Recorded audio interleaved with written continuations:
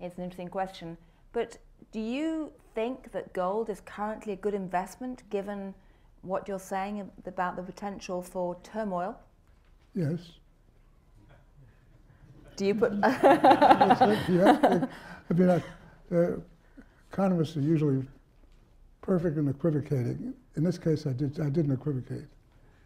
Look, remember what we're looking at. Gold is a currency. It is still, by all evidences, the premier currency where no fiat currency, including the dollar, can match it. And so that the issue is, if you're looking at a question of turmoil, you will find, as we always have in the past, it moves into the gold price. But the gold price is actually sort of half a commodity price. So when the economy is weakening, it goes down like copper. But it's also got a monetary characteristic which is intrinsic. It's not inbred into human beings. I cannot conceive of any mechanism by which you could say that, but it behaves as though it is. Intrinsic currencies like gold and silver, for example, are acceptable without a third-party guarantee. And I mean, for example, at the end of World War II, or just at the end of it, Germany could not import goods without payment in gold. The person who shipped the goods in would accept the gold and didn't care if there's any credit standard associated with it. That is a very rare phenomenon. It's the reason why, for example, in a renewal of an agreement that the central banks have made, European central banks, I believe, about allocating their gold sales, which occurred when gold prices were falling down, that has been renewed this year with a statement that gold serves a very important place in monetary reserves.